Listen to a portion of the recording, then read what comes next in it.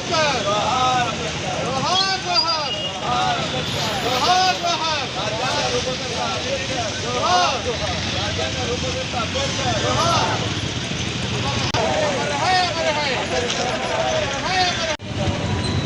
రాజ్యాంగ దినోత్సవాన్ని పురస్కరించుకొని మన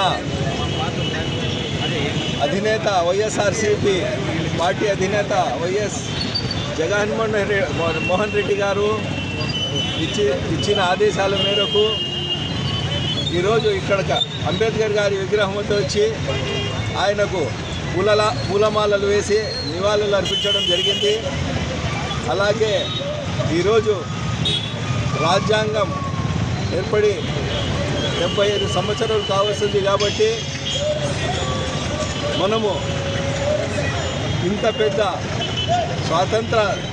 స్వాతంత్రంగా బతుకుతున్నాము, ఇంత పెద్ద దేశంలో స్వాతంత్రంగా బతుకుతున్నామంటే మన రూపకర్త బిఆర్ అంబేద్కర్ గారి చదివే అని చెప్పేసి సందర్భంగా తెలియజేసుకుంటూ ఈయనకే ఈ రాష్ట్రంలో సురక్షితం లేదు అని చెప్పేసి ఒకటి తెలియజేస్తున్నాము. ఎందుకంటే మొన్న విజయవాడలో ఆయన విగ్రహాన్ని ఆయన కూలగొట్టే దుష్కర్మలు పోయినారని చెప్పేసి పేపర్లలో వచ్చింది. ఇదంతా చర్యలు, దానికి మన గవర్నమెంట్ ఏం చేసింది, వాళ్ళపైన ఏం చర్యలు తీసుకుంది అనేది కూడా ఇంతవరకు ఏమీ తెలియదు. ఇప్పుడు మన రాజ్యాంగం ఏం పాటిస్తుంది, మన ఇప్పుడు ఉండే గవర్నమెంట్ అని చెప్పేసి ఈ సందర్భంగా అడుగుతున్నాము. ప్రతి ఒక్కరి మీద కేసులు పెట్టి ప్రతి ఒక్కరి మీద లేనిపోని ఆంక్షలు పెట్టి ఇవన్నీ చేస్తున్నారు. ప్రజలంతా చూస్తున్నారు,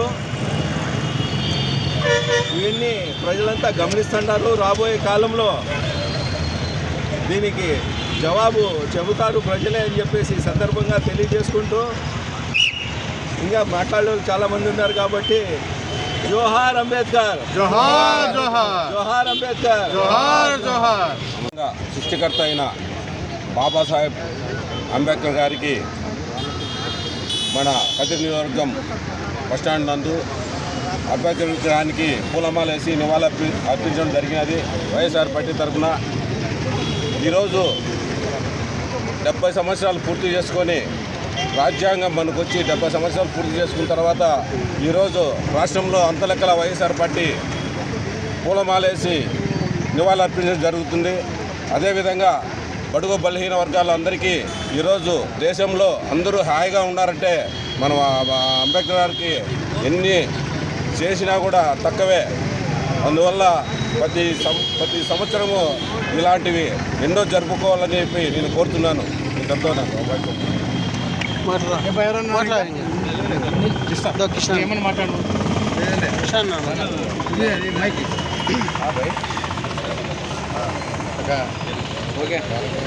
అందరిమని చెప్పుకోగలుగుతున్నామంటే మన రాజ్యాంగ దినోత్సవంగా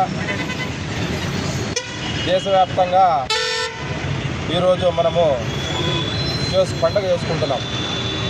అదేవిధంగా ప్రతి ఒక్కరికి స్వేచ్ఛ భావం ఉండాలని,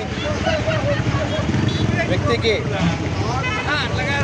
అవకాశం ప్రతి ఒక్కరికి కల్పించి తన స్వేచ్ఛను కాపాడుకునే విధంగా ఆ రోజు రాజ్యాంగం రాసి ప్రతి ఒక్కరూ సమాజంలో గౌరవంగా తిరగడానికి వెసులుబాటు కల్పించిన నేత మన డాక్టర్ అంబేద్కర్ గారు అనేసి ఈ ప్రముఖంగా తెలుపుకుంటున్నాను.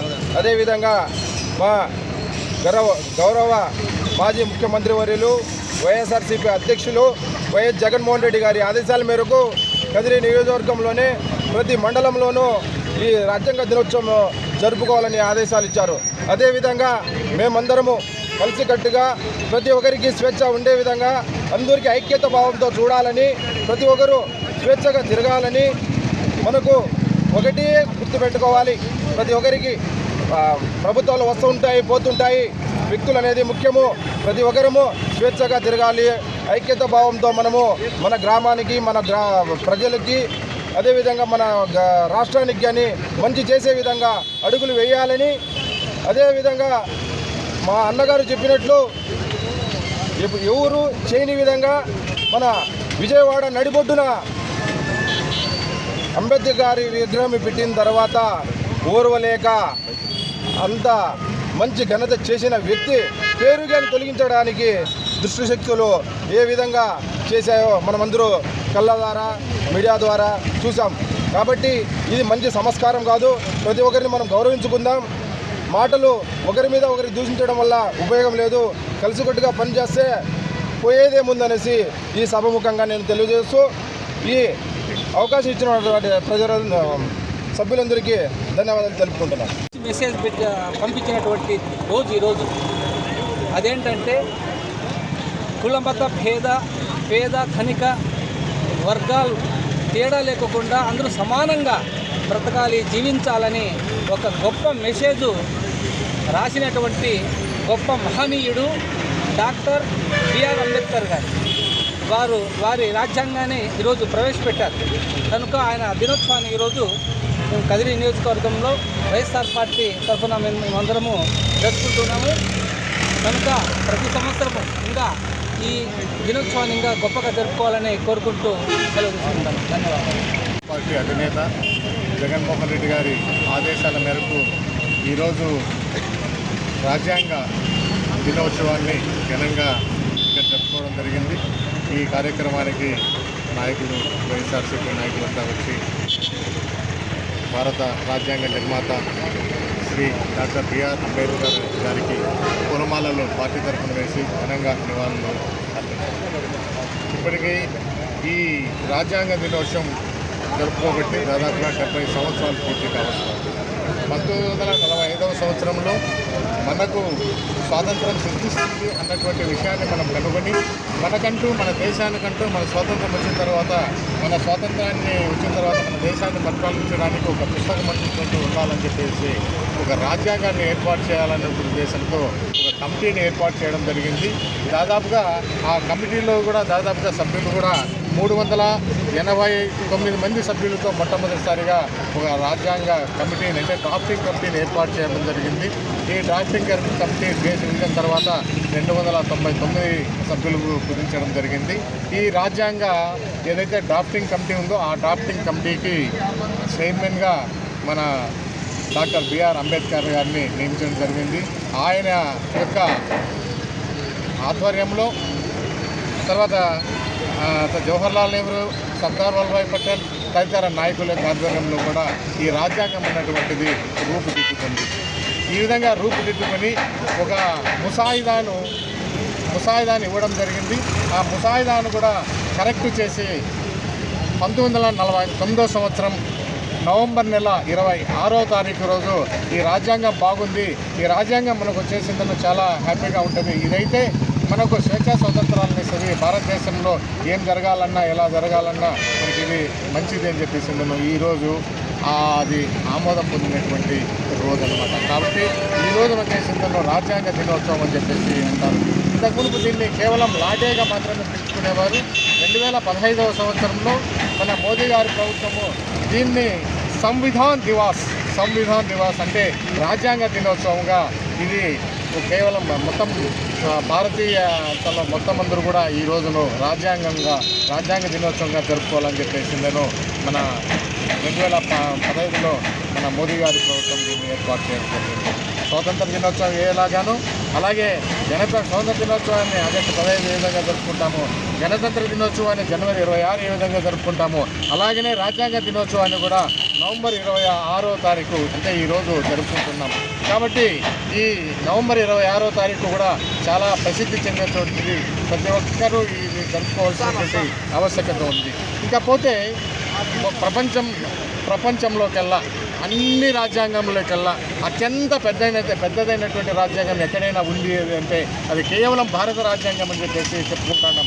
ఈరోజు ఈ విధంగా స్వేచ్ఛగా స్వతంత్రంగా మనం మాట్లాడుతున్నాము, మనం తిరుగుతున్నాము అని చెప్పేసి అంటే అది కేవలం ఆ భారత రాజ్యాంగం మనకు కల్పించినటువంటి హక్కే అని చెప్పేసి హిందువులు చూస్తే గీత, తర్వాత ముస్లిమ్స్ చూస్తే ఖురాన్, తర్వాత ఇంకా ఈ క్రిస్టియన్ చూస్తే బైబిల్ ఆ విధంగా కులాల పాత్రను కాకోకుండా ఫస్ట్లో ప్రేమబుల్లోనే రాజ్యాంగంలో we the people of India అంటే భారతదేశ ప్రజలంతా కలిసి, కాబట్టి ఇది కులాలకు మతాలకు సంబంధించినటువంటి రాజ్యాంగం కాదు, మొత్తం దేశానికి అన్ని కులాలకు అన్ని మతాలకు సంబంధించినటువంటి రాజ్యాంగం ఏదైనా ఉందంటే ఒక భారత రాజ్యాంగం ఒక్కటే అని చెప్పేసి నేను ఇందు మూలకంగా నేను తెలియజేస్తున్నాను.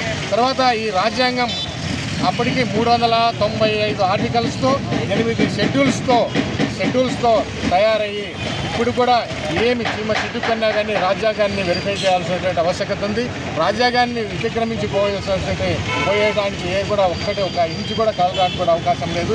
ఏదన్నా ఉంటే కొన్ని సభల యొక్క ఆమోదంతోనే అమెండ్మెంట్ కూడా చేయవలసినటువంటి ఆవశ్యకత ఉందని చెప్పేసి నేను తెలియజేస్తూ, ఇక్కడ కేవలం రాజ్యాంగం అన్నటువంటిది కాకుండా అది తయారు చేయడానికి మహా ఉద్దండులు, అందులో నిష్ణాతులు వివిధ దేశాల నుండి మనము రాజ్యాంగ ప్రతులను తీసుకునేసేసి ఈ పెద్ద రాజ్యాంగాన్ని మనము ఏర్పాటు చేయడం జరిగింది.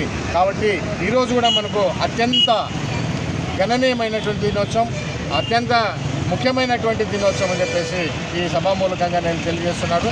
పార్టీ ఆదేశానుసారం పిలువగానే ఇక్కడికి వచ్చి మన డాక్టర్ బిఆర్ అంబేద్కర్ గారికి ఘనంగా నివాళులు అర్పించినటువంటి ప్రతి నాయకునికి, ప్రతి కార్యకర్తకి, ప్రతి కుటుంబ సభ్యులకు కూడా హృదయపూర్వక ధన్యవాదాలు, నమస్కారాలు తెలియజేస్తున్నాను.